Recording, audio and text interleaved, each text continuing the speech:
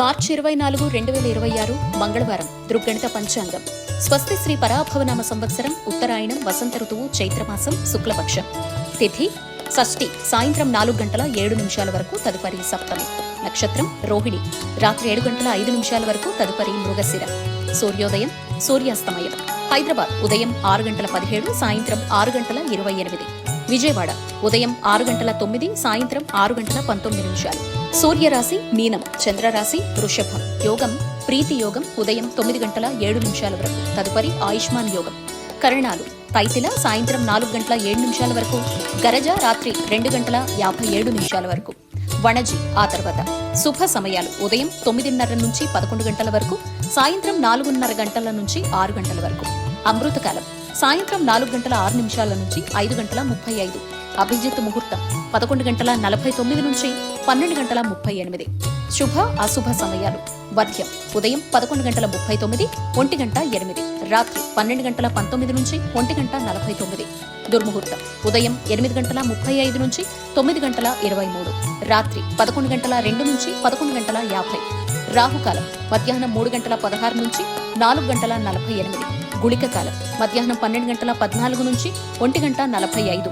యమగండం ఉదయం 9:11 నుంచి 10:42. ప్రయాణ సూచన ఈ రోజు ఉత్తర దిశలో ప్రయాణం అనుకూలం కాదు. వైదిక కాల విభజన ప్రాతకాలం 6:09 నుంచి 8:35. సంగమం 8:35 నుంచి 11:01. మధ్యాహ్నం 11:01 నుంచి 1:27. అపరాహ్నం 1:27 నుంచి 3:53. సాయంత్రం 3:53 నుంచి 6:19. ప్రదోషకాలం 6:19 నుంచి 8:41. రాత్రికాలం 8:41 నుంచి 11:50. నిషీది 11:50 నుంచి 12:37. బ్రాహ్మీ ముహూర్తం తెల్లవారుజామున 4:33 నుంచి 5:21. మార్చి 24 మంగళవారం. రాశి ఫలాలు. మేషం ఈ రోజు మీకు అనుకూలంగా ఉంటుంది. కుటుంబంలో ఆశ్చర్యకర సంఘటనలు చోటు చేసుకుంటాయి. సమాజంలో గౌరవం పెరుగుతుంది. కొత్త వాహనం కొనుగోలు చేసే అవకాశం ఉంది. వ్యాపారంలో లాభాలు, ఆకస్మిక ధన ప్రాప్తి కలుగుతుంది. వృషభం ఆర్థికంగా కొంత ఒత్తిడి ఉంటుంది. ప్రయాణాలు రావచ్చు. బంధువులతో మాట పట్టింపులు రావచ్చు.